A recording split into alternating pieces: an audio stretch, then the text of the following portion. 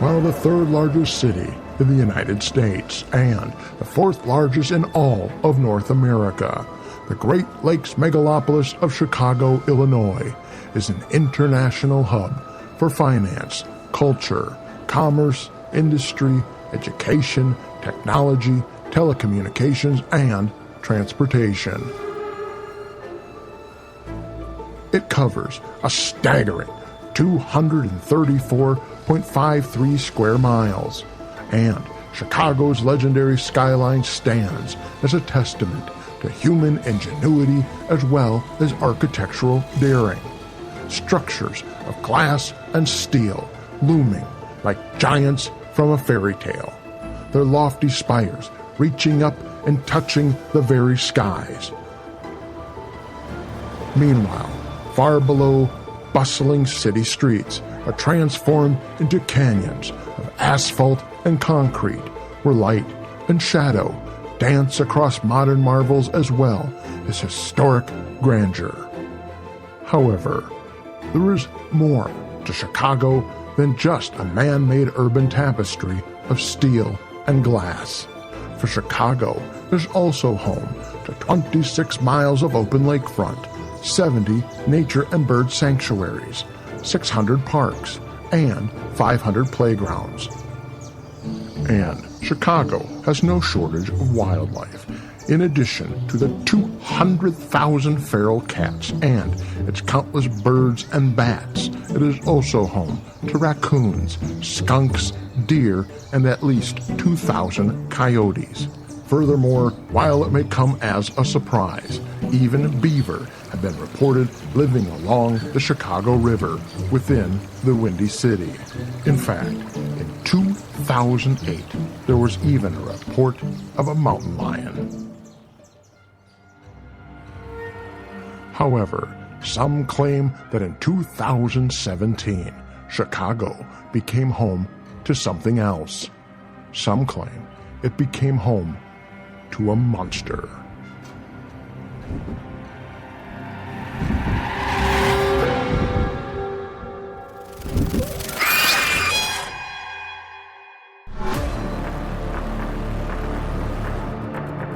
History is rife with tales of the inexplicable and the unknown. Stories so bizarre, they send the fingers of doubt creeping into the recesses of our very minds. Join us as we investigate.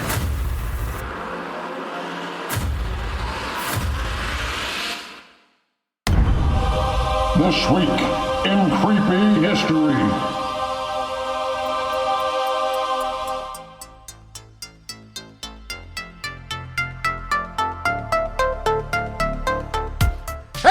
Everybody, I'm Sam Squatch, and welcome to Season 1, Episode 12 of the Creepy Acres Podcast. This week in Creepy History, the only podcast, as far as I know, that has a Sasquatch as one of the hosts, and that's saying something. That's really saying something. What is that something? I don't know. Anyway, with me, as always, of course, is the one and only... Nobody. There's nobody here. I'm not kidding, folks. I'm flying solo. Look, everyone went on summer vacation, okay? No one came back. And I'm going to tell you right now, this place, Creepy Acre Studios, it's a goddamn ghost town. It's freaky. Look, I know. Look, I'm a grown-ass Squatch, right? So I shouldn't be worried. But I'm going to tell you, I'm kind of worried. I keep hearing weird noises. They're kind of freaking me out a little bit, you know? A little bit. Anyway. Look, we're going to do our best to get through this, okay? Now, just because I am flying solo does not mean I am flying blind, okay? Listen to this. You hear that? That is a list. A list I have been given of how to do the podcast. Follow instructions. Look at that. Easy peasy lemon squeezy. We got this, folks. Look, number 1, play the Nathaniel Leonards intro. Look at that. We already did it. We're already past that. Okay, step 2, introduce yourself and introduce the podcast name. Well, god dang it. We're 2 for 2, folks. We're kicking ass. Look at this. Look at us go. Haha.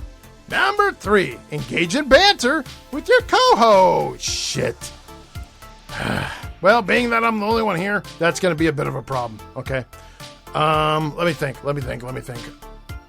I got it. I got an idea. Okay, look. All right. This is Season 1, Episode 12, right? This is our last episode of the season, okay? All right? This is it, folks. This is it for a while. All right? Maybe forever. I don't know. If we don't get picked up for a season 2, who knows what the hell's going to happen. Anyway, the point is this. So instead of banter, I'm going to read some of your reviews, which we must have tons of, because we have thousands of downloads. That's right. Our little 11 episodes that we have done have been downloaded thousands and thousands and thousands of times. So obviously, we must have at least hundreds of reviews, right? I mean, that just makes sense. So let's go check them out. Let's go read some of the reviews. Okay, let's open this up, and we'll wait for that to warm up for just a second. And I gotta admit, I'm kind of excited, okay? I usually don't read this stuff, mostly because I don't know how to read. But anyway, let's see what we got here. And just open this up here, and we have currently 6. We have 6 reviews. We got 23 ratings and 6 reviews. Wow. That is unexpected. It's fine. I'm just going to read some of the reviews. And you know what? Sometimes it's about quality and not quantity. Okay. Maybe that's what we got. Yeah.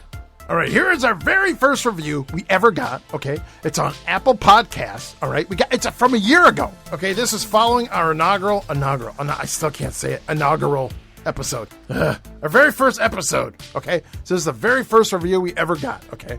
And it comes from WinterFox77, and it reads, 1 star, nope.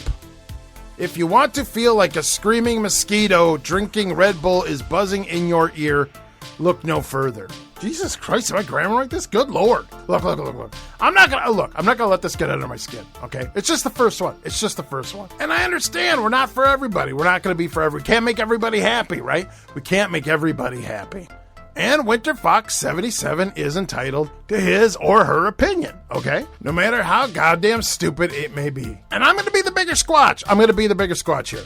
And I'm gonna walk away, and I'm not even gonna point out the fact you spelled mosquito wrong, you dumb bag of hammers. But somehow got the comma in the right place. It doesn't even make sense. Anyway, look, it's not getting under my skin. I'm fine.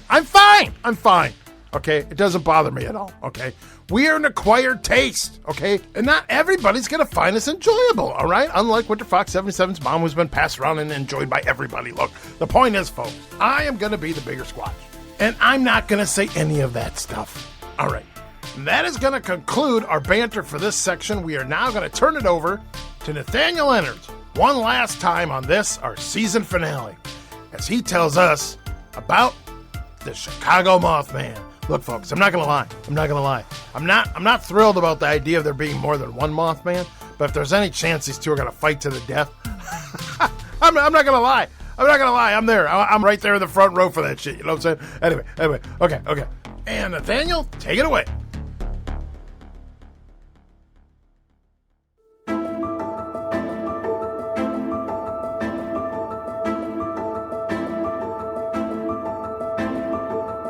Chicago, Illinois. Founded along the shores of Lake Michigan in 1837, the future Windy City, at the time, had a mere 4,000 residents. It was a modest beginning. A decade later, in 1848, the Illinois and Michigan Canal would be completed, officially connecting the Great Lakes to the Mississippi River, which opened a waterway clear to the Gulf of Mexico. It was this, in addition to the city's extensive railroad, that would elevate Chicago into the transportation hub of the Midwest. And seemingly, overnight, the population of the once modest Chicago exploded exponentially. In fact, by 1890, just 57 years after officially becoming a city, Chicago's population would grow to over 1 million souls, making it the second largest city in the entire United States, second only to New York, a title it would hold for over a century, until it was finally surpassed by Los Angeles, California in 1990. In the years after its founding, Chicago would become home to numerous cultural institutions, such as the Field Museum of Natural History, the Museum of Science and Industry, and the Adler Planetarium, as well as a vibrant art scene highlighted by the legendary Art Institute of Chicago, the Second City Comedy Club, and various music festivals such as the Chicago Blues Festival and Lollapalooza. It would give birth to a number of prestigious universities and colleges, not to mention no less than 5 professional sports teams. It would become home to such architectural marvels as the Home Insurance Building, constructed in 1885 and considered by many to be the very first skyscraper. The Chicago Wheel, a 264-foot high Ferris wheel designed by George Washington Gale Ferris Jr. himself to celebrate the 1893 Chicago World's Fair. It would feature 36 cars, each capable of holding 40 people, and of course, the Willis Tower, formerly known as the Sears Tower, which from 1974 to 1998 stood as the tallest building in the world.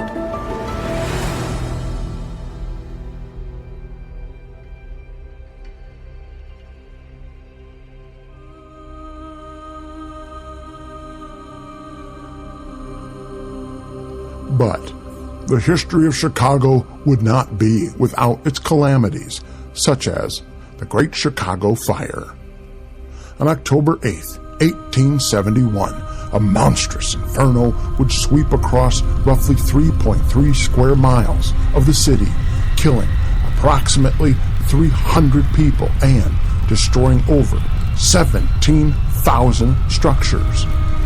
In all, more than 100,000 residents would be left homeless, which, at the time, was 1/3 of Chicago's population. And as horrific as this tragedy was, it would be surpassed 32 years later, on December 30th, 1903, at approximately 3:15 p.m. Chicago's Iroquois Theater was performing a matinee of the musical Mr. Bluebeard to a packed house of 1,700 audience members, mostly women and children, when suddenly a broken lamp ignited the theater's backstage curtains. Instantly, the fire raced up the folds of fabric and set the hundreds of pounds of scenery hanging in the theater's rafters ablaze. Panic swept over the crowd, causing them to stampede for the exits. Doors that opened inward were suddenly jammed and impossible to open due to the wall of humanity pushing against them, and as wave after wave of bodies crashed against those doors, people were trampled, crushed, and suffocated. Panicked audience members began to climb over the piles of bodies, trying to reach the doors, trying to escape, only to further add to the hopelessness by adding themselves to the human barricades made of the dead and the dying. Elsewhere in the chaos, audience members would find doors that were locked or merely decorative. The grand staircase, now blocked with bodies, led to numerous people leaping from the balcony. Those who were lucky enough to find their way outside were forced to jump from fire escapes. In the end, this catastrophic event would claim the lives of over 600 men, women, and children. A truly horrific tragedy on a nearly unimaginable scale. And it was here, in this city whose history was steeped in wonders and horror, that something else would make its home. There, among those marvelous glass towers, bustling streets, and dimly lit alleyways. For in the spring of 2017, Chicago, Illinois, would become the epicenter to a rash of sightings of a bizarre and seemingly otherworldly winged nightmare. Tuesday, August 29th, 2017. It was around 3:45 in the afternoon when a woman, only identified as NL by author Lon Strickler in his book, Mothman Dynasty, Chicago's Winged Humanoids, found herself on North LaGrange Road, watching the western skies that hung over the Salt Creek and the Possum Hollow woods that it cut through. Suddenly, she would observe a, quote, huge flying shadow, end quote. It seemed to be gliding through the air, some 100 or perhaps 150 feet above the trees. She would state that the creature had broad, round, insect-like wings that had a span of over 12 feet. She would also state that she believed the being stood 6.5 to 7 feet tall. Being an avid birdwatcher, she knew at once it was no bird. As the witness stared in shock, the shadowy being suddenly dove at a seemingly impossible speed straight down into the trees of the Possum Hollow woods. At this, hundreds of small birds fled, bursting from the tree's canopy and scattering into the skies above. Whether due to the steep embankment before her, or perhaps due to fear, the witness did not venture into those woods to pursue the creature. While this story may seem outrageous to some, for the people living in Chicago, by the end of the summer in 2017, it had become all too familiar. For the previous months had been rife with just such reports. In fact, there had been sporadic sightings of black-winged humanoid creatures haunting the skies over Chicago for years. However, in April of 2017, a rash of sightings of that phantom would begin and become so numerous that they could no longer be ignored. April 7th, 2017. It was a calm, cool Friday night, and the residents of Chicago were beginning to emerge from hiding as winter was finally releasing its grip on the Midwest. The foot of snow that had fallen on the city not even a month prior was already all but gone. An anonymous individual who would be addressed only as Tammy in Lon Strickler's book Mothman Dynasty, Chicago's Winged Humanoids, was out walking her dog through the darkened streets of the Lincoln Park neighborhood. They walked a block and a half to the corner of Burlington Street and West Webster Avenue, where they prepared to cross. But Tammy found her Jack Russell Terrier unwilling. She would fight and drag the small animal across the street where they would enter Oz Park. The Chicago Park District had acquired the 13.3 acres that the small public space would be built upon in 1974. 2 years later, in 1976, it would officially be named Oz Park, after author Frank L. Baum's most famous work, The Wonderful Wizard of Oz. The famed children's author had called the area around Chicago's Humboldt Park home in the 1890s. In the years following its creation, in addition to walking paths, playground, tennis courts, baseball and soccer fields, and basketball courts, the public would find 4 sculptures by artist John Kearney depicting the main characters of Baum's beloved book: the Scarecrow, the Tin Man, the Cowardly Lion, and of course Dorothy, with her ever-loyal dog Toto. It was the last place one would expect to come face to face with utter terror. But on this night, Tammy would do just that. Her and her little dog, too. The two had just entered the park, near the sculpture of Dorothy and Toto, which stood illuminated under a street lamp. They continued on the path, passing by the playground and numerous trees, many which still stood bare. As they approached the area where the sidewalk curved back towards the gardens, the trees on her right cleared, and the unsuspecting woman was left staring out over the empty expanse of the soccer and baseball fields. And that is where she saw it. At first glance, Tammy mistook the black silhouette for a man, but quickly realized it was something else. The creature stood at least 7 feet tall and folded on its back were what appeared to be huge, leathery, bat-like wings. It was facing away from Tammy, and had not yet noticed her or her dog. And then it turned. For what seemed like an eternity, but what was more likely only seconds, the entity stared at the frightened woman with red eyes that seemed to glow from within. Then, with a low, raspy screech, it unfurled those huge wings and shot off into the night, leaving Tammy standing alone in the park, her dog cowering behind her. If this had been the only sighting of that winged phantom, it might have been forgotten. But this was only the beginning.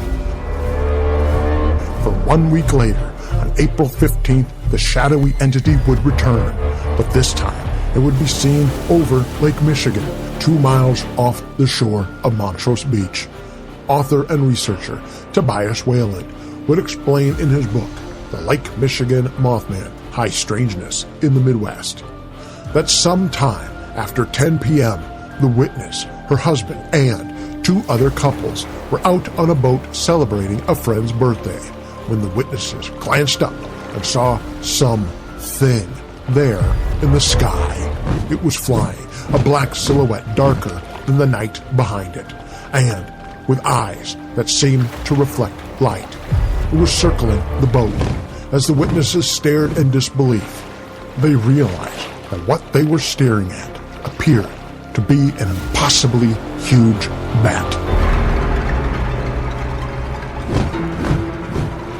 For, as one witness estimated, it would have stood taller than her 6'4" husband. 3 times the creature circled the craft, 3 times before turning and flying off directly toward the shore and Montrose. As the witnesses sat there baffled by what they had just seen, a bright green object suddenly appeared off to the east. It was a light, moving slowly along the horizon, traveling north to south. The witnesses would guess it was at least 2 miles away. And soon the green light, as well as the giant bat, were gone, leaving the group in stunned silence. But the night wasn't over yet.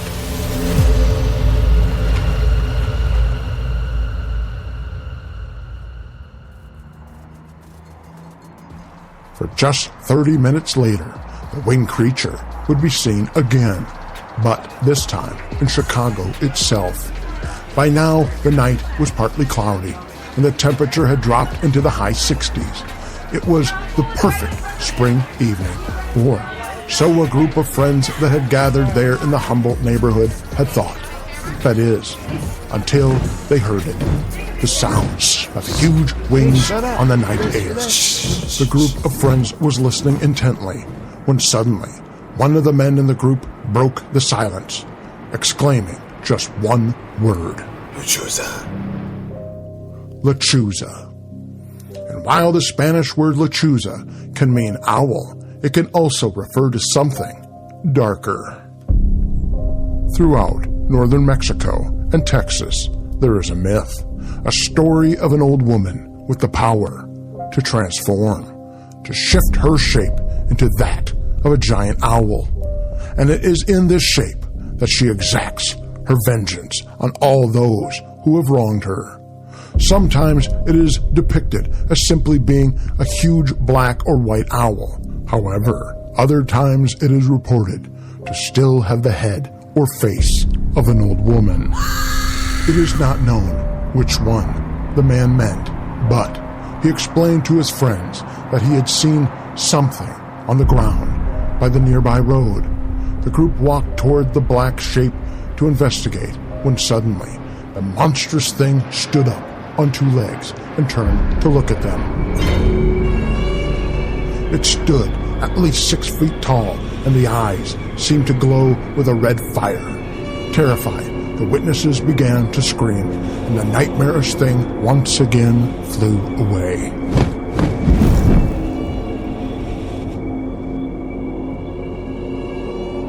Then, just a few hours later, around 2 a.m., on the lower west side near South Damon Avenue, 4 or 5 employees of the Chicago International Produce Market were standing outside, gathered by the loading docks. Suddenly, they would notice they weren't alone. For there, perched nearby, staring at them was, according to one witness, the biggest owl they had ever seen. They would describe the jet-black creature as standing at least 7 feet tall and having reddish-yellow eyes that seemed to reflect the light like a cat's eyes. Suddenly, one of the employees gathered up some rocks and began to hurl them at the ominous creature. It would unfurl its giant wings and begin to beat them against the air. Then the creature made a noise that one of the witnesses described as sounding like a truck's brakes when they're burned out. Then the creature flew off, making a wide circle before turning south and then heading toward the Stevenson Expressway.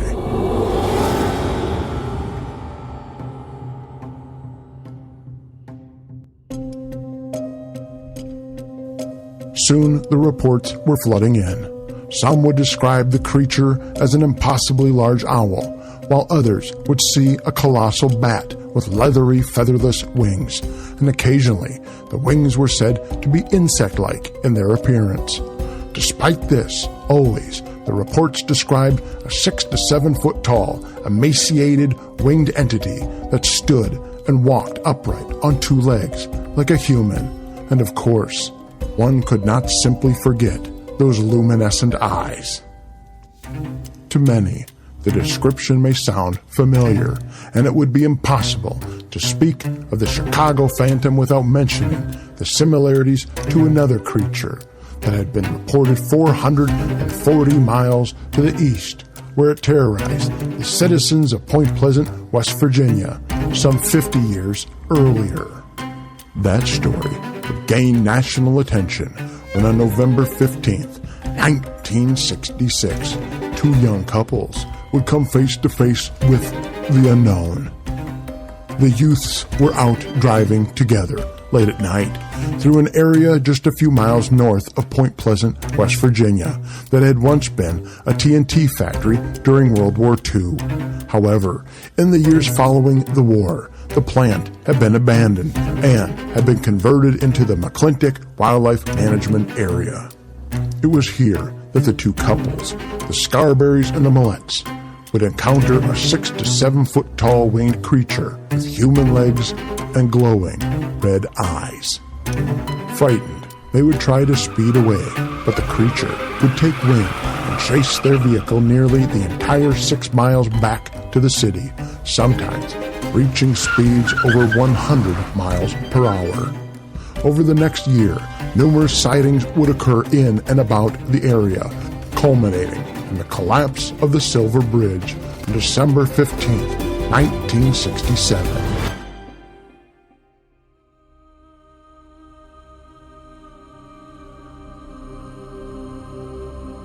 It was a tragedy that would claim the lives of 46 people. Following the catastrophe, some would speculate that the creature that would be dubbed the Mothman had been a harbinger of doom. In fact, the descriptions of the 2 creatures would be so similar that the media would dub the phantom that was haunting Chicago's skies the Chicago Mothman. And because of their similar appearances and shared name, there were those who would speculate that they were one in the same, or at the very least, that the Chicago Mothman, like the Mothman of Point Pleasant, must also be a harbinger of doom.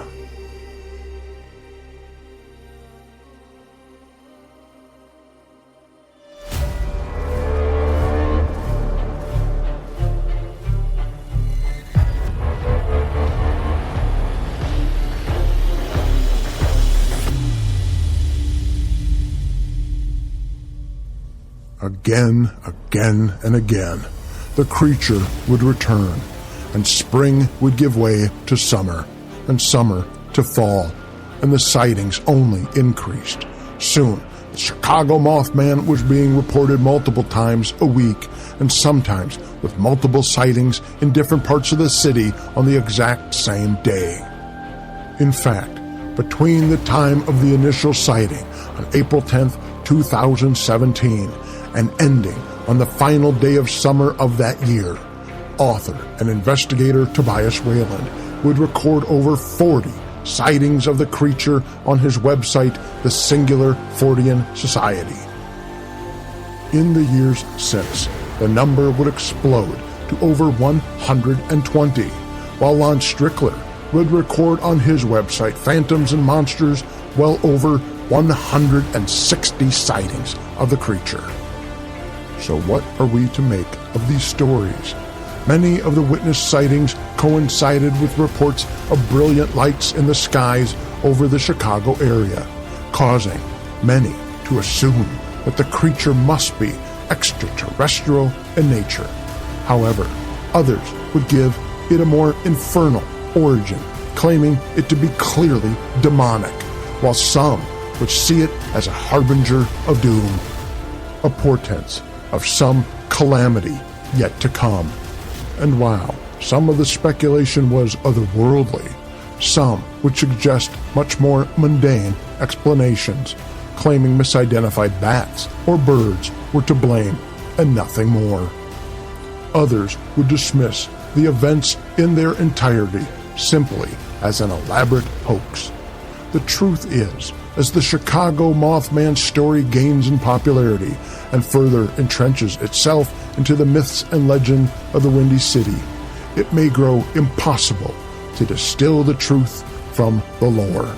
For many, the Chicago Mothman is simply another chapter in the city's long and strange history. But for the witnesses that have seen it, it is something else, something more.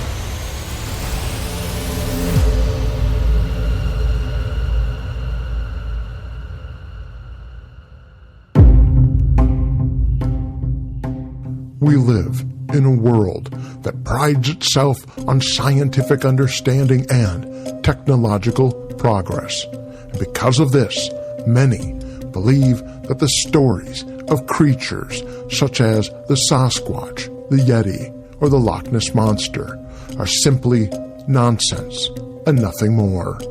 Stories created through ignorance, relics of a bygone age. Yet, these sightings are not confined to the distant past or the uncharted wilderness. They persist even today, unfolding not just in the remote jungles or the forgotten corners of the world, but in the very heart of our modern cities, places like Chicago. Mysteries that beckon us to look beyond the limits of our understanding. Mysteries that require us to open our minds and challenge our perception of reality. But these encounters do something else. They remind us that despite all our wondrous advances, we still carry within us that primal fear, that fear of the unknown. It still lurks within us all, woven forever into the tapestry of the human psyche, where wonder and terror coexist, compelling us to confront the limits of our knowledge as we stare into the vastness of the unknown.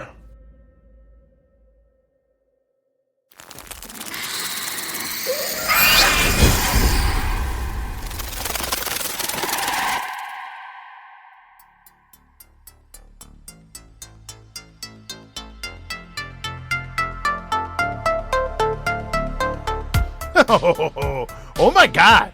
Good Lord, look, guys, I'm not going to lie to you, all right? I'm not going to lie to you, all right? Normally when we cover a cryptid on this show, okay? Normally when we cover a cryptid on the show, I know something about them, okay? I've at least heard about them, through the cryptid grapevine. But when it came to the Chicago Mothman, I really didn't know that much, okay? I guess, I just sort of assumed it was just the Mothman and he had, moved to Chicago. I don't know, maybe he got a job offer. Yeah, look, the housing market was crazy in 2017. Maybe he just got an awesome deal. Or maybe the guy was going through divorce. Look, I don't know what the hell the guy was going through, but the point is, I feel like if push came to shove, and I had to, I could take Winter Fox 77 in a fight. I have no doubt in my mind. I'm a grown-ass Squatch. I would 100% dismantle him or her. I shouldn't be sexist. I gotta calm down. I'm just coming in hot. I am coming in hot. I need to calm down. This is getting ridiculous. I said I wasn't going to let Winter Fox 77's review get under my skin, and I got under my skin, and I need to let it go. I just need to let it go. I just got to go back to the list. I got to go back to the list, how to do the podcast. They gave it to me for a reason. I just got to stick with it. Okay, I am an X-Wing pilot. This podcast is the Death Star. I got to learn to stay on target. Okay, here we go. All right, number 5, react to the story. We did that. Done and done. All right, okay, step 7, banter. Oh, God damn it. I'm gonna, you know what? Let's read another review. Let's read a different review. That'll help. Okay, this one, I'm going to jump to our last review. Okay, I'm going to jump to the last review. All right, this one also comes from the Apple Podcast. All right, and it is by AJ Froke. All right, and it says, my new fave. Whoops, nice. Absolutely love listening to the show. I'm going back to catch up. It's really informative and endearing. Love the hosts and guests. Awesome. Oh, thank you. 4 stars out of 5. But maybe I missed something. Let me say again. Absolutely love listening to this show. I'm going back to catch up. It's really informative and endearing. Love the hosts and guests. My new fave. 4 stars out of 5. Just seems like a weird way to treat your new favorite show. AJ. Those stars are free, right? They don't charge you by the star when you rate something, I gotta read it. Just one more. Okay, let's see. Nope. Don't like that one. Don't like what. Okay. Here we go. This one also comes from Apple Podcasts. Okay, and it is written by Scroll of Thought. Oh, cool. Got a little Egyptian god action there. All right. And let's see. It says, good mix. It's hard to find a paranormal podcast that has just the right mix of humor and interesting folklore. You folks nail it. Looking forward to more. 5 stars. You see that, AJ? You see how they gave us 5 stars? That is how you treat your new favorite show. 4 stars is just ungrateful and frankly hurtful. Okay, so back to the list. What do we got? Okay, and next up, we now turn it over to our special guest. Okay, look, folks, just so you know, I had the opportunity to record this quite a while ago. Okay, and I am so happy that we did, because since the time we recorded this, our special guest for tonight's episode, the one and only Lon Strickler, has since been featured on an episode of Netflix's Unsolved Mysteries. That's right. He did a whole show on the Chicago Mothman, and we got to talk to him. So, with no further ado, here is the interview we got to record with him months ago. And that one, I didn't have to fly solo for once, thank God. All right, so here we go. Here it is, the interview that I, Sam Squatch, and Laura Kram did with the one and only Lon Strickler on the topic of the Chicago Mothman. And roll that tape. Oh shit, I forgot. I'm doing it. Okay, sorry. Okay, there we go. Well, Laura, tonight we have the one and only. Are you ready for this? Yes. It is none other than Lon Strickler. Oh. Lon Strickler, that is right. Foreign researcher, author, and publisher of the syndicated Phantoms and Monsters blog. That's right. I love it. Yes, I know. This is pretty okay. Look, I'm gonna fangirl out here a little bit because I'm pretty excited. So, Mr. Strickler, it is an absolute honor to have you here. Thank you so much for joining us. Well, it's good to be here. Thank you. Yes. Okay. So Sam and I have watched, listened, and read everything, and it's just incredible all the work that you've actually put into this. So thank you for taking the time to be here and to do all this for the community. No problem. I appreciate that. Mr. Strickler, I just want to take a moment and let our audience know, okay, if you guys are brand new to this stuff, brand new to cryptids and everything, the supernatural and all that, you may not be familiar with the name Lon Strickler, okay? But if you've spent any amount of time looking into this stuff, especially online, I guarantee you have definitely seen his work, okay? It's everywhere, okay? Now, in addition to being an author and a researcher, he is also the creator of Phantoms and Monsters. And what's that, you ask? Oh my God. It is a blog. It is a website. It is a YouTube channel. It is a podcast. It is books. It is an entire empire created for and dedicated to documenting paranormal events, cryptid sightings, and other unexplained phenomena. Okay? We're talking UFOs, hauntings, alien encounters, Bigfoot sightings, Mothman, everything. All of it, people. All of it. And he has been doing this not just for years, but decades. Mm-hmm. Yeah, I've been doing this for close to 50 years now. 50 years? Oh, my God. And what happened that started you on this path that long ago? What was it? I am an intuitive. Oh. Now, that's kind of how I got started in the whole thing. Mm-hmm. I had an encounter back in 1967 when I was 9 years old, and it was at Gettysburg. And I used to spend a lot of time at the battlefield as a kid. And in fact, I'd get on my bike and go west about 11 miles. I lived just east of Gettysburg. And I used to spend a lot of time in the summer out on the battlefield. And I don't know why I did. I was a kind of a history nerd, to be honest with you. And I was kind of intrigued with the whole thing. Now, look, I was 9 years old, but I did realize that there was something up with me. Mm-hmm. I didn't know what it was. I didn't live in a haunted house. I didn't live, I didn't experience too much. But this one particular summer day in 67, I was out at the area they call the Valley of Death. And it's between Little Round Top, Wheatfield, and Devil's Den. It's where a lot of the second day of the battle, a lot of where the action took place. So what I'm doing is riding on the access road up towards Devil's Den. And suddenly, and I mean suddenly, it was like a large television screen opened up in front of me. Oh. And I was literally in the battle. Oh, my God. And I was seeing soldiers, hearing gunfire, cannon fire, smelling gunpowder. All my senses were open. Oh. And that lasted for like 30 seconds. It just suddenly quit. And by that time, I was in shock. I didn't know what was going on.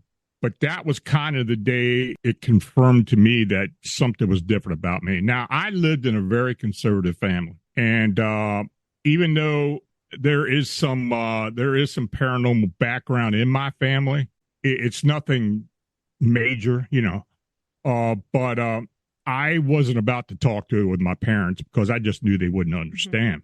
Mm-hmm. And anyway, I mean, the only person I would even ever consider talking to it about was my grandmother. But, I never told her either. And so anyway, from that time forward, I kind of lived with it a bit. And as I got older and got into high school, I kind of got involved with investigating. Now, back then, paranormal investigations were just, that was, people never heard about it. They'd ask you about it and you say, yeah, I'm a paranormal investigator, to kind of get the stink eye because they didn't understand what was going on. Mm-hmm. But what I was doing at that time, I was literally doing locations that were haunted, word of mouth thing. And people were asking me to come in and check out locations, check homes and such. And I did that while I was in high school. So when I graduated, I moved down to Baltimore, the Baltimore area. And I continued to do that. And of course, what I was doing mostly were hauntings and such. But when in 1981, and I used to do a lot of fly fishing, and I used to go all over the East Coast, to go fly fishing. But I was in Sykesville, Maryland, and I had a Bigfoot encounter, and that was kind of what got the whole cryptid thing going with me. Yeah, we do have that effect on people. Oh, absolutely. And that's kind of where it really branched out, and I just became an eclectic 14 researchers at that point forward, and that's what I've been doing now ever since then. Wow. So when you say that, you were doing investigations when you're in high school, so are we talking like during the 70s? Yeah. So like that was, I mean, so that's before it was sort of in vogue and cool. Oh, absolutely. So like, so you're right on the beginning of a lot of this stuff. Yeah, I mean, people knew about the Patterson-Gimlin film, and back, when I had the Bigfoot encounter, that was about the same time, or just a little after, when they had the Boggy Creek film had come out, and people were interested in Bigfoot. But of course, I tell you, the one incident that really fascinated me was the Betty and Barney Hill encounter, and that really started becoming in mainstream in the late '60s. And of course, I knew all the activity at Gettysburg, and this area in particular, this South Central Pennsylvania area, Central Maryland, Northern Maryland, it has a lot of paranormal activity. It's a lot of weird stuff that goes on. Now, and my team can attest to it. I got a lot of investigators working with me in this area, and we're busy. We're always busy. But we do the FAMS Monster Fort Theory Research Team. It's kind of nationwide, North America wide, and we look into a lot of different.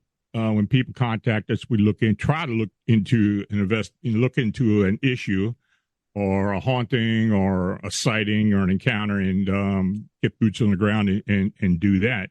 And for the most part, we've done pretty well. But when this Chicago Mothman thing hit us, I mean, that was just nuts. And, it's such an unusual case overall, because look, it's in an urban area. I mean, how many cryptid cases are involved in urban areas? Very few. And let alone it's a Mothman. And beyond Point Pleasant, people don't necessarily think about Mothman or winged humanoids. True. So we've been, ever since the sightings in 2011, where they had the 3 sightings that were reported to MUFON, we've been keeping our eyes open on this. But then when 2017 rolled around, boy, then it just started hitting. Right. And we've looked into a lot of reports over that time. And in fact, right now, at this time, we're up to 169 legitimate sightings that we believe are legitimate sightings in the Chicagoland area. Wow. Oh my God. So for people who aren't familiar with the Chicago Mothman, like I was just actually telling one of my coworkers today about how I was going to interview you, and my friend was like, Chicago has a Mothman? See, that's it. Yeah, that's it. I mean, there's a lot. We still get people who have a sighting out there that have no idea what it's all about. It's funny when 2017 came around, MUFON was getting most of the sighting reports, but of course MUFON isn't going to give you any information as to who the witnesses and such. And we got lucky there, because one of the witnesses got a little frustrated with them and contacted us, and that has happened several times since then. And I think it's important just to add here for a second, those of you listening who may not be aware, MUFON, MUFON, MUFON. That is the Mutual UFO Network, okay? And now that is going to be one of the longest running and largest civilian organizations dedicated to the study investigation of UFOs, all right? So if you see a UFO, you have an alien encounter of some sort, these are the people you would call, okay? Okay, sorry, go ahead, guys. Sorry. Yeah, we've been lucky enough to follow up on a lot of these cases, and when the press started getting word about it, it was kind of a big joke there for a while. And but I was talking on the radio in the Chicago area, and we were getting reports, but it's kind of an up and down thing. It gets heavy sometimes, and it really wanes off for several months. Then we'll get a couple of sightings and such. Maybe a lot of older sightings where somebody didn't even realize something like this was going on. They had an encounter, and somebody would talk about it, and they say, well, I saw one of those back whenever, and then they contact us. So like I said, I've written 2 books about it. Basically, the Mothman Dynasty book was the first one, and that covered up into 2017 going into 2018. And then Winged Cryptids, the first half of that book concerned the Chicago sightings and other Mothman sightings as well. But from 2019 to the present time, I haven't written it. I mean, I haven't written any books about that, which I may very well do, but it'll probably take 2 or 3 books to even cover all that. Yeah. So, but yeah, it's been steady, and it's kind of the cryptid that keeps on giving. And it's a phenomena that we learn every time we get another report. We learn more and more about it. I can't really say we actually know what it is, but I think it's pretty safe to say that it is not an indigenous being. It's most likely interdimensional or something that moves in and out of some type of rift for whatever reason, makes its way onto our Earth plane at specific locations in the Chicagoland area for whatever reason. We don't know that either. So maybe one day we'll figure it out. But until then, we're just going to keep on taking reports, documenting, and hopefully something comes up. Okay, so the thinking is that this thing, whatever it is, that it's not only not indigenous to this planet, but it's not even indigenous to this reality, this dimension, okay? But my question is, could this thing simply be extraterrestrial? And the only reason I ask that is because it takes place in Chicago, and in 2006 was a very, very famous sighting of a UFO directly over the O'Hare International Airport. And it was sighted by numerous witnesses, okay? And so my question is, are there lights or anything seen in the sky before these things appear? Or are these things simply winking in and out of existence? Or is there like portals that are opening up? Like, is there any sort of precursor event that happens before they arrive that anyone has ever seen or reported? Mm-hmm. Well, we have had a couple people who have had sightings where the thing just literally showed up. And the sightings are very fleeting, very quick sightings. I mean, before they get over the shock of seeing something like this and grabbing their phone, the thing's gone. We have had witnesses who literally saw it disappear into thin air, like it was going through an invisible doorway, and vice versa. It's just been a few of those, but the sightings overall have been very fleeting. And to have a sighting that lasts more than a minute or two is really rare.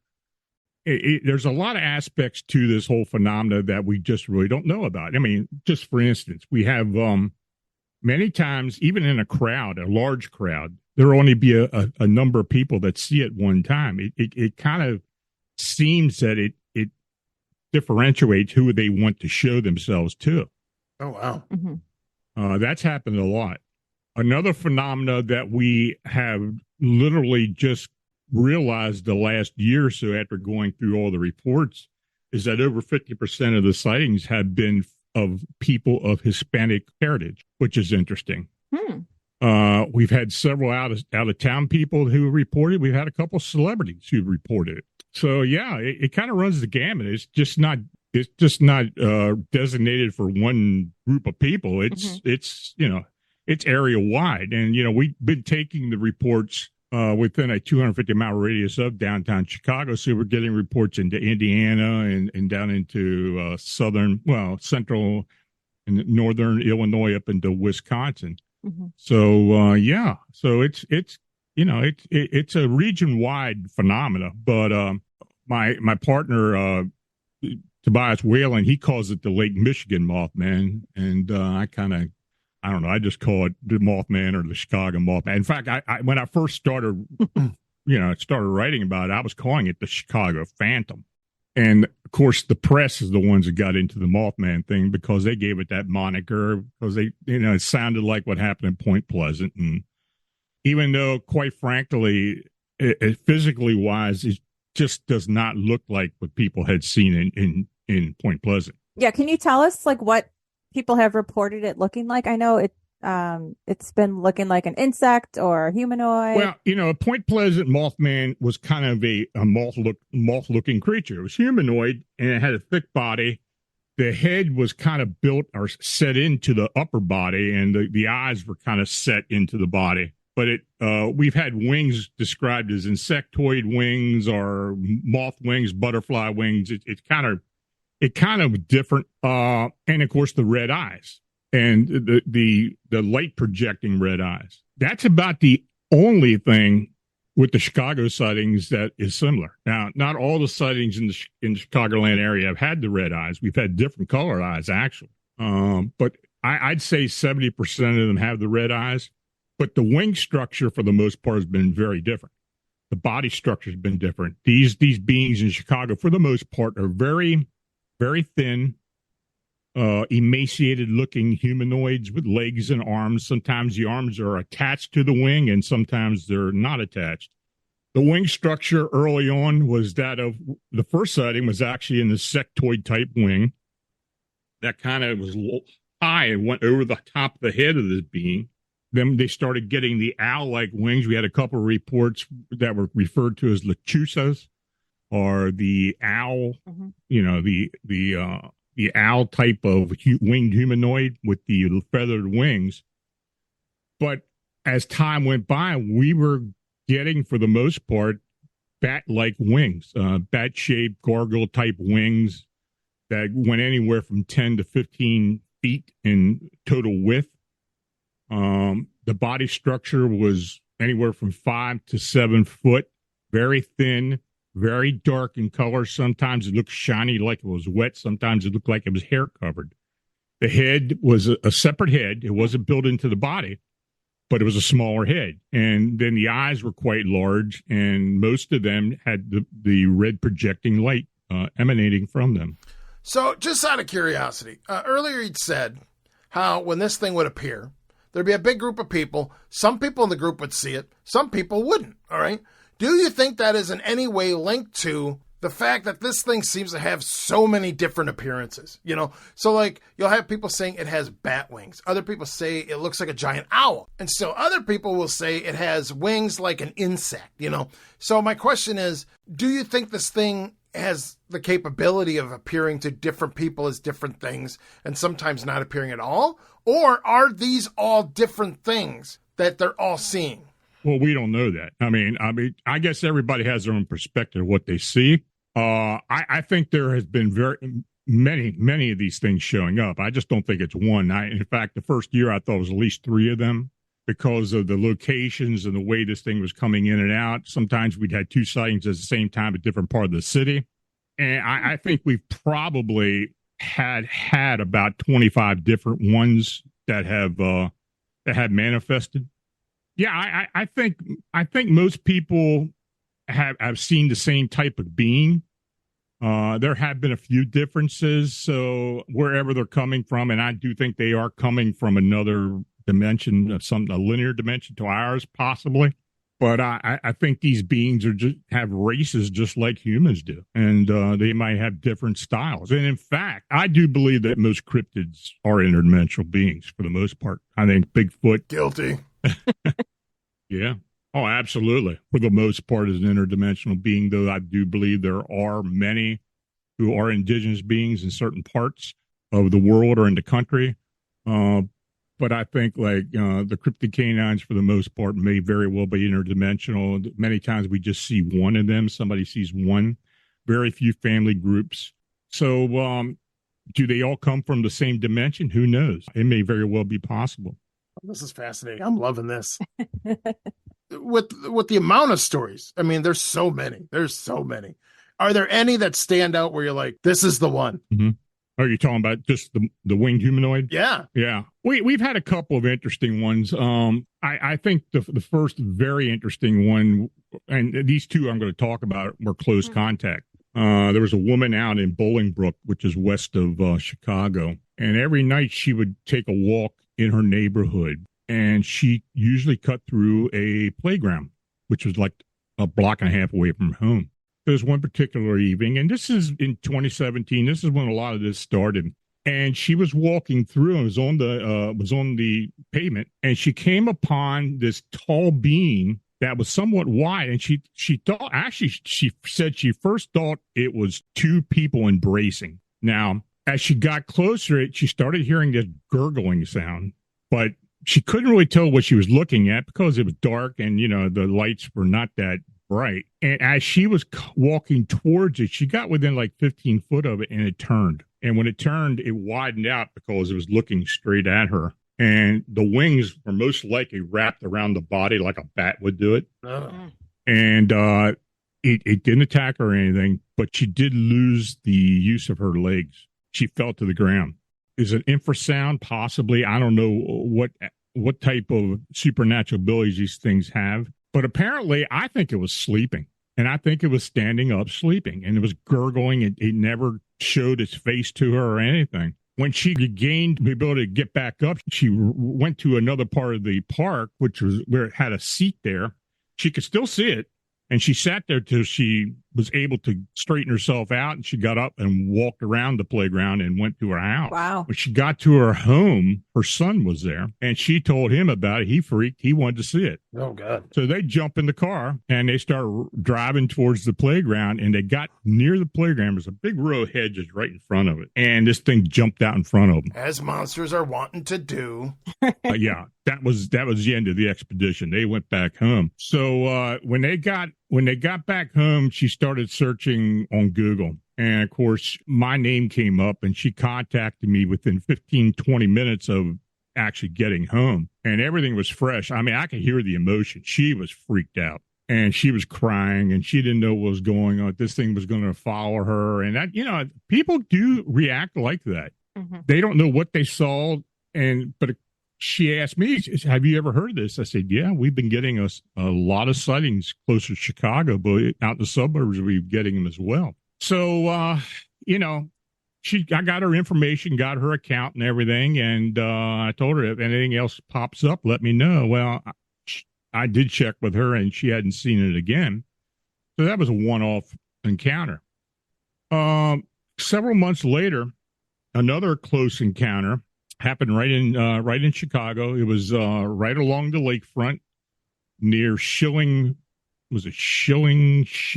Park? Schiller Avenue. Oh, Schiller. Okay. Schiller Avenue and Lakeshore Drive. Okay. And there's actually, it's right there across from the lake. So this husband and wife who were visiting her mother in Chicago were out for a walk about 9:00 in the evening. It was dark, and they saw this thing fly from the lake in front of them, across in front of them, towards the condominium where her mother lived at, because that's where they were going to.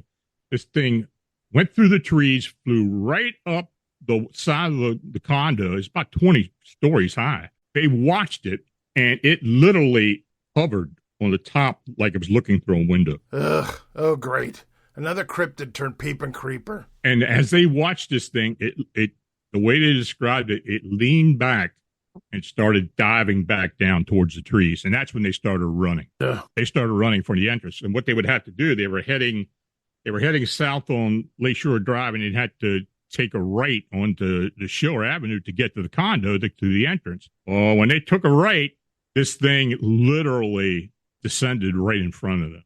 It had its wings spread out, and it slowly came down and like hovered 3 or 4 foot above the pavement. Now, could they hear like its wings, or was it silent? They heard a vibration. They felt a vibration. She fell to the ground. The husband, he didn't seem to be affected by it, but she fell to the ground. But they both said they felt the vibration. They could see the legs vibrating, the very thin legs, like thin feet, but it was vibrating, and it had the red eyes. And the one thing they stated was it was very emaciated looking, and it was black and almost like it was shiny, like it was wet. And they said they did notice that there was a van parked there on the side of the street that might have been making a late delivery or something. He jumped in the van and hauled his ass out of there because he's screeching brakes. And somebody across the street must have took a photograph of it because they saw the flash of the camera, and we haven't had any pictures of this thing yet. So as they're standing in front of this thing for like 10 seconds, then it just starts to ascend very slowly up into the air. Ooh, I don't like that. And then it takes off. He picks her up, runs her into the condo. They went back into her mother's apartment. Next day, they called me. The interesting thing about this was the husband and wife were from Washington, D.C. He is a professional athlete. He was a professional athlete for one of the Washington teams. I'm not going to say what sport or anything. But they were supposed to fly back to Washington that next day, and they had to spend another 3 days in Chicago because she was not getting on a plane. She said there was no way she was going to be able to handle it. So, that's a pretty profound encounter. And, of course, we've had other encounter reports. People have seen these things near the airport. We've had pilots see it, air traffic controllers. Oh, yeah. I mean, it's just a wide range of people who have had encounters with these beings. And, if you went into my website and read all the links, and went to the map and read everything, you'd see it's just a wide variety of sightings and people. I mean, the amount of people that saw this thing is amazing, and they're all over the place. It's everything. You have like just people that walking their dogs. You got people just hanging out with friends. You got entire families that saw this thing. But you also had like police officers. You had like air traffic controllers. I mean, there was like a lot. There's a lot going on here. But one of the stories that I found really interesting was the story of somebody claiming that they saw this thing latched onto the side of the Sears Tower. Yes, I know it's the Willis Tower, but I refuse to refer to it as that. Okay, all right. Yeah, that account. I kept that account out of the book because I could never really find any evidence that this guy actually saw something. Yeah. I had people who just because it was the Willis Tower, they made note of it. Sears Tower, yeah, go on. But I just didn't really buy into that sighting. Now, I did put it on the website, but didn't write about it in my book. I left it out because I just didn't think it met to what we were, using as criteria to verify these things. Mm-hmm. There have been a lot of sightings that we've received that we just did not think were illegitimate or what enough evidence to prove that it actually happened. Rest assured, those that we did publish were pretty profound enough that we thought they were an actual account.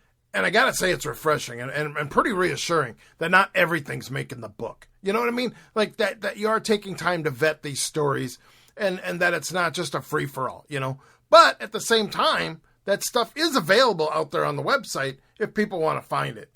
That it's not just dismissed entirely, Well, we tried to stress that point.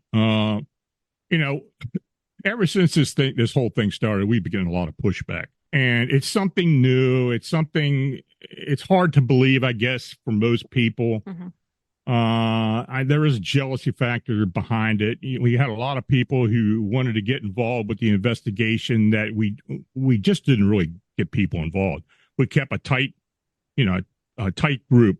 And in fact, Rosemary Ellen Golly was on the original task force. And I was actually having her go through all the sightings as they were happening, and she was following up with the witnesses. So we had several people who were following up, and now Tobias, when I do get information where we can contact them, Tobias talk to the people as well, since he's local. So we're pretty stringent about that. Yeah. If there is a sighting that we just don't think is up to snuff, we just really won't report it.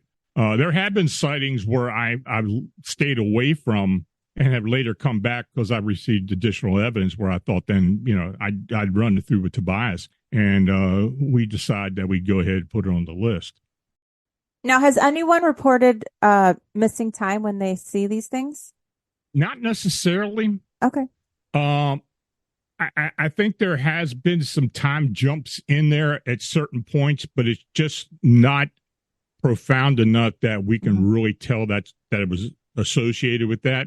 Okay. I think a lot of times when people see something like that shocks them, they kind of just, I don't know, they get blank out for a bit. Especially older people when they see it, it's like, they don't know, they have no idea anything like this could ever even exist. And sometimes it seems like they do have some aspect of the encounter that does seem like there's a time differential. Many times people have had almost paranormal experiences where they literally have had sightings or felt they had sightings or some type of thought form manifestation of these beings after they had a sighting or even before they had a sighting. Oh, interesting. And that's just another part of this that we really haven't gotten deep into. But I have talked to several people, especially people who come into Chicago and are there staying at a hotel or standing at someone's house, and they experience this thing, and it just seems it leaves a deeper imprint on them for some odd reason. So there's a lot to this, and we're still working on it. And hopefully we're going to get more concrete answers, but at this point, we just really can't. We can speculate, but that's all it is speculation. Right. So obviously there are some undeniable similarities between this creature and, of course, the Mothman of Point Pleasant. Mm-hmm. But I was going to say earlier when you were talking about how it was standing there in the possibly sleeping with its wings wrapped around it like a bat, and it was making sort of a gurgling sound. I mean, a lot of that sounds like some of the descriptions of the Van Meter visitor from Iowa, another winged humanoid. But my question is, are you aware of other stories? Are there other sightings of a creature like this? Yeah.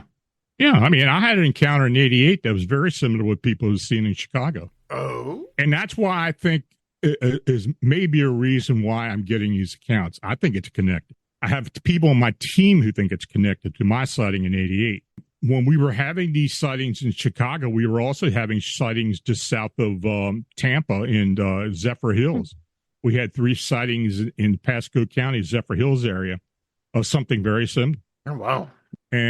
But this area is South Central Pennsylvania, which is, I think it's just fascinating. We've had several of these red-eyed winged humanoids.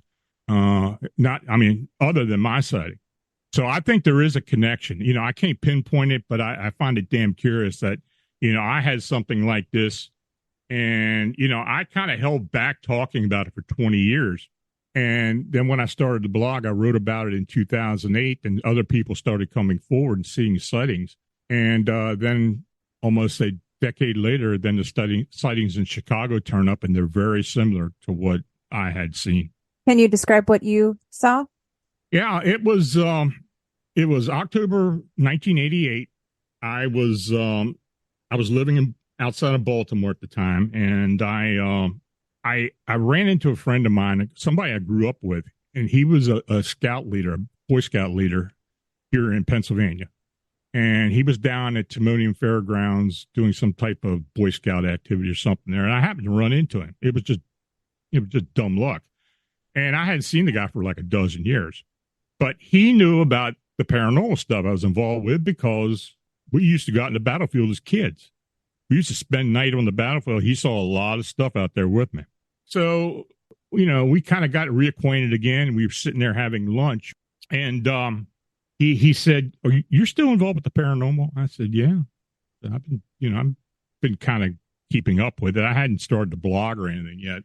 But, of course, I was doing a lot of this off and on for years. So he said, look, me and another scout leader are going up to old Camp Conewago, which is just north of where I'm at now in Conewago Township. And it's an old Boy Scout camp. He said, we're going to go up there and investigate something that's been going on all summer at the campsite, at the camp. What's been going on is these troops have been coming into the woods and setting up camp. And they'd be getting run out of there because of all the terrible screaming coming out of the woods. Oh, cripes. I've seen this movie. It does not end well. And they didn't know what it was. It was scaring the hell out of the kids, so they pack up and leave early. And it happened 5 or 6 times during the summer. He said, we're going up there next weekend. You want to come along with us? I said, yeah, okay. I'll show up. You know, back then, I didn't mind laying on the ground sleeping because I could get up in the morning back then. But, you know, we met up there, and, you know, the place looked like it did when I was a kid. And we hiked into the woods up along the creek into one of the campsite areas and set up. It was about 6 o'clock by the time we got the fire going and everything. So we're sitting around there, and nothing's going on. And we kind of turned in early. And the next morning, which was a Saturday morning, we woke up. And the one thing that was curious was, the other guy who was with us, he said, did you guys hear anything walking around in the campsite? And I did. I thought one of those guys may have gotten up and gone into the woods and relieved themselves in the middle of the night. We were all in 3 different tents. But I didn't think much of it. And there was nothing disturbed in the campsite, so we didn't really think anything about it. Anyway, so we were planning on going out and hiking around the area and see if we could pick up on anything. You know, my buddy knew I was intuitive. So he said, well, you know, if you sense anything, say something, you know. Okay. Mm-hmm. So, you know, my expectations aren't really high at this point. So we're kind of going in and out. We actually hiked about maybe 15, 20 miles that day. Wow. We went even towards Gettysburg and came back, and we got back about 6 that evening. It was just starting to turn dark. And, you know, we're sitting around making dinner, and, you know, we didn't really think of much, you know, that had happened that day. So we weren't really planning anything. But as we were sitting there talking for several hours, I guess about 10 o'clock, we heard a scream. Now, this scream wasn't very noteworthy. It could have been an animal of some type. It could have been anything, but we did hear it coming from the west of us. And we didn't know what it was. And there's a lot of game in the area, so we thought it could have been anything, So, but we decided, well, we're going to stay up for the night in case something else happens. Okay. So we're sitting around, and I guess it turned out around an hour and a half later. Then we heard it again. But this time, it was like a woman was screaming bloody murder out in the middle of the woods. It was terrible. And it was kind of moving in and out, like it was either flying or running around or doing something. But it was kind of, you could hear the different pitch levels of it. But it was continuous. That really perked our ears up. So we're sitting around thinking, well, we're going to, maybe something's going to show up tonight. So we're sitting around again, just waiting for something to happen, anticipating something to happen. Well, my legs were getting stiff, so I got up, started walking around the campsite, stretched my legs, and I walked out onto the trail. And the creek is right on the other side of that trail. And the moonlight was pretty bright that night, so we could see pretty deep into the woods. I just had this weird feeling something was going on. I just had that sense. I walked back to the campfire, and I told him, look, why don't we grab our flashlights, go out onto the trail, and walk up and down the trail a bit? Maybe we'll see something. Okay, that's a good idea. We're all sitting here, freezing anyway. So we went back to back to back. We were walking down the trail with our flashlights, and we didn't get 50 foot from the campsite, and we saw it standing in the creek. The first thing we saw were the big red eyes. Now, the light wasn't reflective light. It was like two brake lights on a car looking at you, but they were round. It was coming out of the middle of the creek. The creek was really low this time of year. And this figure that we could see was dark in color. But by the time we got our flashlights on this thing, it literally jettisoned itself up into the air. It was an audible whooshing sound when it did. And it must have reached its apex and let out that bloody scream and took off. And we could hear it screaming and flying away. Well, we hauled ass back to the campsite, and my buddy's not talking. He's sitting there. He's not saying a word. And the other guy, he said, he asked, what the hell we just see? I don't know what it was. He said, did you notice anything on its back? And it did. I did. I noticed like wings on its back, but it wasn't unfurled. This thing took off. It didn't unfurl the wings. It literally had some way or some supernatural way of taking off, but it took off quickly. And my buddy eventually did pipe up. The only thing he said was, I'm not sleeping here tonight. I'm going up to the administration building and I'm going to sleep up there. Well, him and the other guy went up there. They stayed up there tonight, and I stayed in the campsite myself, but it was nothing else that happened the rest of the night. So, that was 1988. I had only told a few people about that encounter. I didn't really mention to anybody. I didn't write about it or anything. But after I started the blog in 2005, about 2008, I wrote about it. I decided I'd write about it and see what people thought. I was expecting people not to believe what I said. About a couple weeks later, I got a phone call from a guy who lived nearby Dick's Dam, which was right up creek. And he said, I've been hearing that damn screaming sound for the last 20 years. I don't know what it was.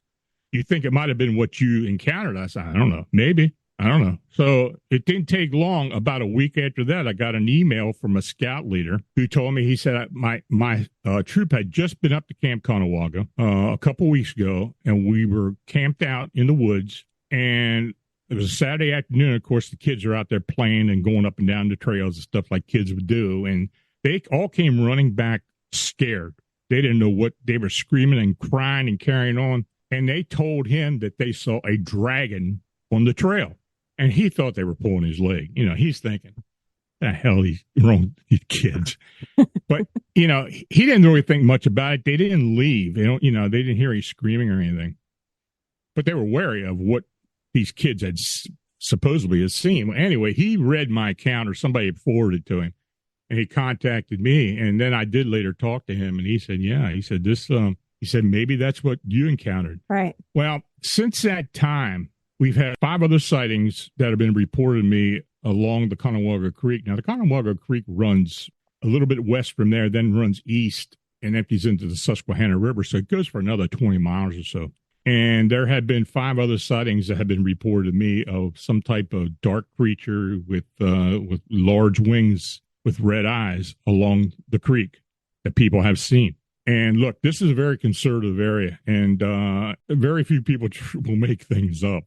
But they were really dead serious about what they saw. So, and those aren't the only sightings we've had around this area. We've had 3 other sightings in different areas of these winged humanoids. This is a hot area. They'll, particularly around Gettysburg and then into York County and other parts going into Maryland. There's a lot of weird phenomena that happens around here. So, that was my encounter. So, it's getting the reports out of Chicago and the similarity of the sightings and the description of the bodies and such, and the ability of this thing to fly without flapping its wings and other things, it just seems like it's the same thing. Now, did my encounter play into that anyway? I don't know. I guess it's possible. But I've had a lot of people tell me they think there may be some connection there. I don't necessarily buy into it, out of hand, but I think it's very possible. It's possible, yeah. So, Lon, can you estimate like how tall it was, the one that you saw? I'd say about 6 foot. Okay. Yeah, I think about 6 foot. I mean, I did see the structures over its back that kind of rose up, and I think the body itself up to the top of the head was about 6 foot, maybe. It's kind of hard to judge at night and being, a little bit of distance away, but yeah. That's what we figured. Now, another interesting aspect about this, and I don't know if it's connected with it, but the 2 guys I was with, they both passed away. The one died in an auto accident 2 years later, and the other one died of cancer about 10 years later. And they were young. They were my age at that time, and I was in my 30s. But isn't one of the thoughts behind the Mothman and these Mothman-type creatures that they're harbingers of doom, of catastrophes and stuff? Yeah, if you buy into that harbinger thing, then there you go. Go for it. I don't necessarily buy into that whole thing. I think John Keel kind of played on that, but with the Silver Bridge collapse, and supposedly somebody had seen this thing hovering above the Silver Bridge before the actual collapse, like a warning, but I don't necessarily know. That whole thing is pretty strange. Of course, you had a small town, 46 people die right before Christmas on a bridge that collapses. And for a year, they've had these sightings of these creatures, these winged beings, as well as other activity, UFO activity, and a lot of weird stuff going on. Yeah, and I did talk to John Keel, and I believe with the fiber of my soul that he kind of played up on that a bit. Yeah. He was a journalist, so who knows? I don't want to take any away from John Keel, but Hey, it made a great story. It was a great story. Good book, bad film, but it was okay. Okay, this may be a silly question, but do you think, so there is like an awareness now of the Mothman, by the general public. Okay, even if they're not into this stuff, there's movies, there's books, there's TV shows. People have been exposed to the idea of the Mothman. I mean, my mom knows what Mothman is at this point. Okay, so do you think now, because of stuff like that, when people see anything like a winged humanoid, they automatically think, oh, that's Mothman? You know what I mean? I think, and I wrote about this in the books. Yeah. I think people associate phenomena that they don't know what it is with things that they do know. In other words, a lot of Hispanics know about the Lechuza legend, and that's kind of what they, their minds, what they perceive is to be. Maybe it's a Lechuza. We had a lot of sightings of these creatures where people described them as looking like the Jeepers Creepers creeper from the films. We got a lot of that. And that's because people see it, and that's what they associate it with. And I think pop culture plays in a lot of this. I think when people see something they just don't understand, they try to equate it to something they do know about. Oh, yeah, 100%. No, I totally get that. Because, as we know, anytime there's any sort of fishy, scaly, reptilian humanoid sort of thing that crawls up out of a lake, instantly people start comparing it to the gill man from the creature from the Black Lagoon. Absolutely. Anytime. So, Lon, I am right on the border of Illinois and Wisconsin. Okay. So I'm like an hour from Chicago, an hour from Milwaukee. But anytime I'm in Chicago, I'm always like driving and looking up. I'm like, I gotta see this thing. I gotta see this thing. But nothing's ever happened. Well, we had a lot of sightings up that area, Mhm. Racine into Kenosha, even that town where those girls had seen the Slender Man. We had a couple of sightings in that town. That area between Chicago and Milwaukee, I've had quite a few sightings along the lakefront. So, just out of curiosity, now you mentioned that this thing was seen near the lakefront, and it's been seen there numerous times, but it's also been seen near other bodies of water, like creeks and rivers and whatnot. So my question is, do you think that this thing is like attracted to the water, or do you think it's potentially like somehow connected to the water? I mean, is that a possibility? Or is that just a random coincidence? Tobias seems to think so. I don't know if we've had a lot of sightings near water. I will grant that. I mean, we have had a lot of sightings near water, but I don't know if it really ties into it. It could, in certain situations, but I don't know. I don't necessarily believe that to be a factor, but then again, it could be. So who knows? I mean, the one that you saw was in water. Yeah, absolutely. Yeah. So I don't know. I don't know what association there is with that. We've looked at a lot of different things.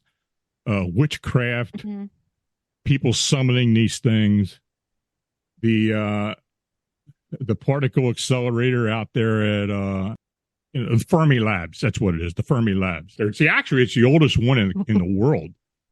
But apparently, when all this stuff started around 2011, there was a supposed accident there at one point, because they had shut it down for several years, and they reactivated it a couple of years ago. But a lot of people were saying, they had some type of accident, or had to shut that thing down for some reason that was never really explained.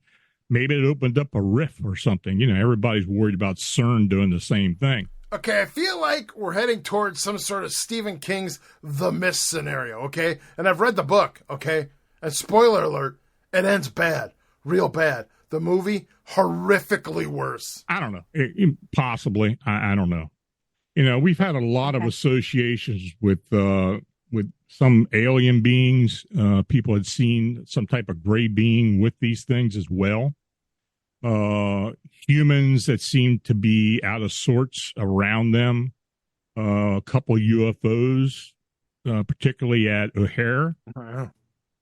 We had 2 sightings at O'Hare that were associated with UFOs, though I don't think they're necessarily connected with these beings. I think it was just a happenstance thing.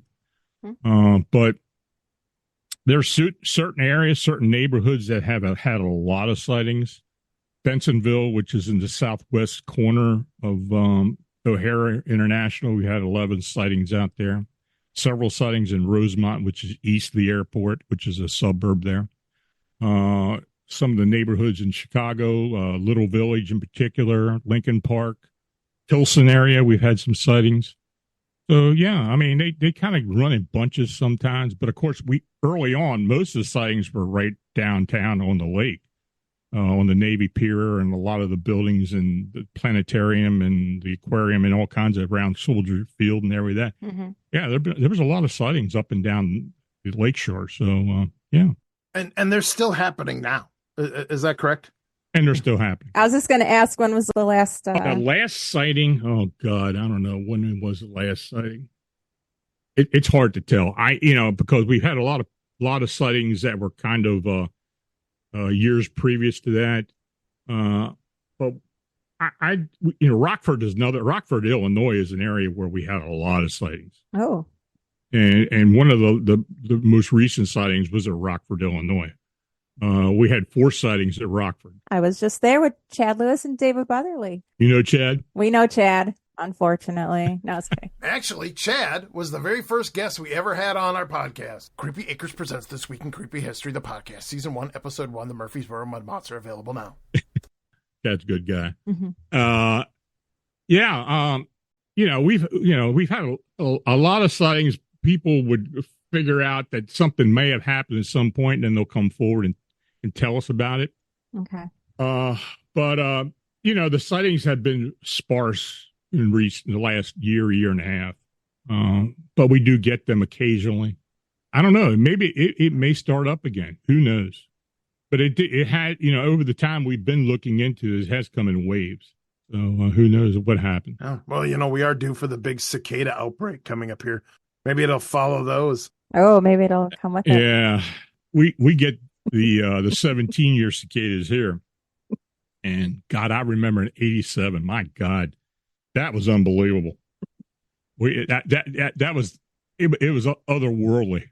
How many of them were around? It was just terrible. Ugh. Yeah, and you got the 13 or the 17-year cicadas, and I think like Chicago's getting both. Yeah, we're getting both. Yeah. Gross. You got two broods converging at the same time or emerging at the same time. So yeah, that should be interesting. And frankly, I think this summer, as a result of that, maybe people are going to start seeing more things that they wouldn't necessarily see. Yeah. So maybe we'll start getting more sightings. And of course, we do have some projects that are going to be released, though I can't talk a whole lot about it. Mm-hmm. And this whole story is going to get out into the public. So maybe we'll start getting more reports at that time too. It's just one of those things that, Chicago's so big. People just don't hear about this stuff. I'm still fascinated by someone who sees one and has no idea this has been going on. Yeah. Yeah, and I'm sure a lot of people, maybe they just don't have time to look at this stuff. Maybe it just doesn't interest them. Whatever. They're just going about their daily lives, right? And it's easy to write this stuff off as just nonsense, blah, blah, blah, blah, blah, whatever, until it's standing right in front of you, staring at you, Yeah. Yeah, I mean, they're true believers and then they start looking for answers. And now they're like, who do I talk to? No, you talk to Lon Strickler. That's who you talk to. Yeah. And they eventually make their way to me or Tobias, one of the two. So currently with Phantoms and Monsters, are you guys mostly still looking into the Chicago Mothman sightings, or is there other stuff happening too that you guys are involved with? Well, it starts picking up again. The one thing that we are looking into more than anything right now has been some local stuff. We've had a lot of cryptid canine sightings around here within the last 2 years. Oh. There's an upright cryptid canine that's supposedly that known for this area that they call the Dueo. And it's just like what people call a dog man or an upright canine or something like that. Mm-hmm. In the last 8 months, I've had 5 reports within 25 miles of me of different sightings. Oh. Some into Maryland and some into Pennsylvania. So it'll be interesting to see what happens as the weather gets warmer. These things start showing up again. But I think we're going to be busy. I think 2024 is going to be like on the verge for paranormal activity. I've been feeling this ever since October. And I've been telling people, I just think something's going to let loose. I don't know what part of what aspect of paranormal it's going to be, UFOs, cryptids, hauntings, something else. I don't know what it is, but I think something's going to bust loose, and I think it's going to become very well known and very publicized at some point. And I just remember what I'm telling you. Yes. Okay. Okay. Be sure to mark the calendar, right? Yeah. I don't know what it is, and I have several mediums and psychics on our team. And they're feeling the same thing. And it's interesting how we all been coming up with a lot of this. We'll see. Wow. But so far this year, we've been pretty busy. I'm getting a lot of reports of a lot of different stuff, especially locally. Now, I got to say, a lot of the stuff we're talking about here, it kind of sounds like the stuff that's going on, like Skinwalker Ranch, or like, have you guys ever heard of like Lee Hampel? Mm-hmm. Like his, now, Laura, you know him, don't you? He's the one that has his farm on Bray Road. Yeah, Beast of Bray Road. I've talked at least a couple times, yeah. I've met up with him a few times, and I've actually camped out overnight on his property, Mm-hmm. but just all the stuff that he has going on there, like just the dogman encounters and the portals and the UFOs and the mists, like Mm-hmm. it's incredible. Are you getting anything like that as well? Like portals or myths? Probably nothing to do with portals locally. Okay. But we have in the past. Yeah. And of course, I've looked over all his data, even when Linda was still around, I talked to her about a lot of that. Mm-hmm. And, it's fascinating what's going on out there. I got a couple affiliates who are on my team who actually have been out there and done some investigations a couple times. So, Lee's Farms definitely is active. Yeah. And Linda even confirmed that from the very beginning. I mean, she was telling me that, what he's seeing and experiencing out there and what they're seeing out there is related to what's been going on. So, I love this. I love this so much. I love the fact that all these people whose books I read and whose work I admire and stuff on cryptids and the paranormal and stuff like that you guys all like know each other and you all like interact together. And that you're going to each other for information and like looking for each other's like input on stuff. It's like you're a bunch of like college professors, just work colleagues, like in the trenches. I mean, knowing that gives me what I'm assuming is the same feeling like a comic book nerd feels when he's reading like Spider-Man and all of a sudden like Wolverine shows up, Oh my God. I love this so much. The community is somewhat tight, Right. When I was doing a lot of interviews and stuff for the show, I was connecting with a lot of these people. But, with Facebook and everything, you're always bouncing stuff off other investigators. I mean, Chad in particular, I bounce a lot of stuff off of Chad. I bounce stuff off of just a lot of people. I mean, it just depends on what's going on. And, right. People talk about the paranormal being a backbiting type of thing. And there's a lot of people that get jealous and try to. Well, there's a lot of other ones that are very serious about it and want answers and have no qualms about contact and working with other people. And that's just the way I feel. When people share things with me, well-known investigators share things with me, and I vice versa. I just like that whole thing. I mean, it's something that that we're all looking for answers. It's not a monetary thing or fame thing or that. I've just never really been into all that. But when you do what you're supposed to do, that will come along with it at some point. Yeah, and I've always said like this cryptid community is such like a loving, supportive group of friends. I mean, it's a large group of friends, but no one's out there to make fun of you or stab you in the back or anything like that. Like, it's very supportive. Oh my God, speak for yourself. I would stab you in the back in a heartbeat. Well, in the background, we have a lot of issues. Yeah. I mean, you're always going to find somebody who's going to try to start trouble. Right. That doesn't last long. And you just do what you got to do. Just keep going at it and don't worry about what other people think. No. And, but, there's a core of people who coordinating and talking to each other for years now. Yeah. And when something unusual happens, we're bouncing off each other. That's great. This is great. So, Lon, where can people find you if they want to get a hold of you, if they see something and everything? Well, yeah, if you can go to my website, which is phantomsandmonsters.com. It's the blog, but I have all the contact information there. My email is lonstrickler@phantomsandmonsters.com.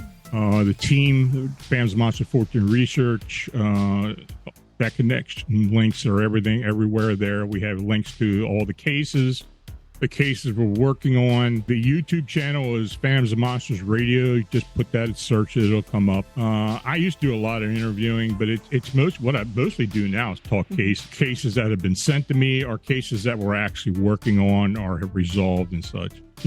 People seem to be more interested in that, so that's what I do.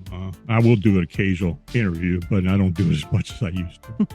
Well, we certainly appreciate it. Yeah. Sure. And also, if people are looking for your books, where's the best place they can find your books? Just go to Amazon, search my name, Lon Strickler, and they'll come up. I've written 9 books, but there are 4 of them available now, and they're also an audio book as well. Oh, yeah. Lon, thank you again for taking the time to talk with us. No problem. It was an absolute pleasure. Thank you so much. Appreciate you having me on.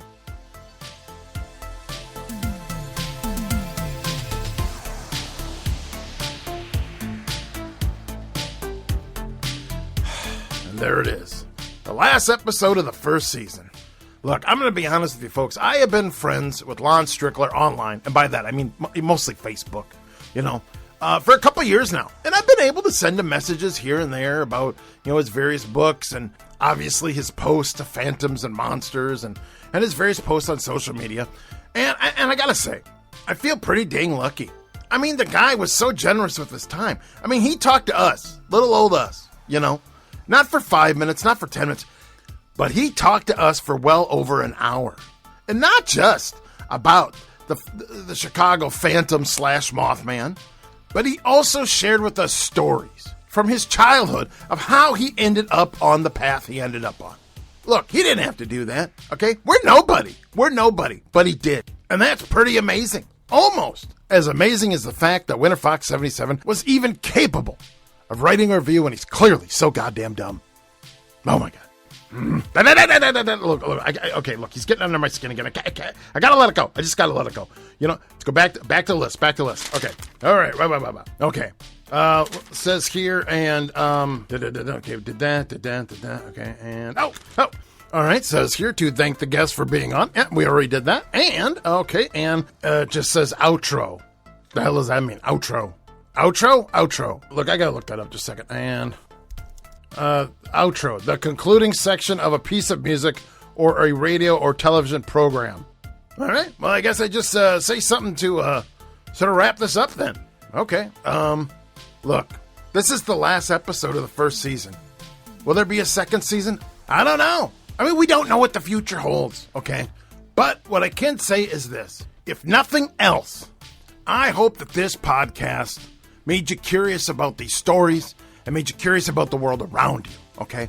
And maybe some of you had never even heard of this stuff before, and maybe this was your introduction to finding out that these stories aren't all taking place on far-off mountains and unforgiving jungles, but some of these stories are taking place right here in your own backyard, That maybe, just maybe, you're discovering the mystery and the magic that exists all around us. And I just gotta say that it hasn't been lost on me that I have had the privilege over the last year to interview some of the people whose work I've admired the most. Researchers, authors, artists, and along the way, I have met some of the most remarkable and fascinating people, But not only that, I was given a platform to share these individuals and these stories with you.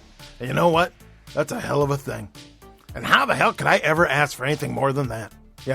So thank you all for listening. Thank you all for being here with me. And now, last thing on the list, I just got to press play on the out credits, and that's it.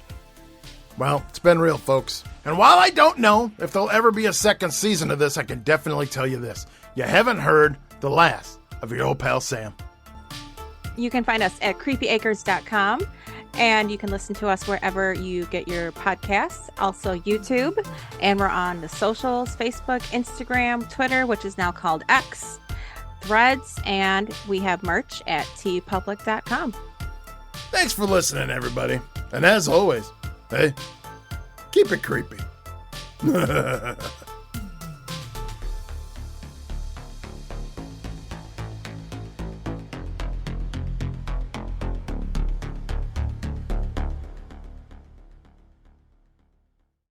And as always, remember to keep it creeping. Oh my God. Oh my God, that kills my voice.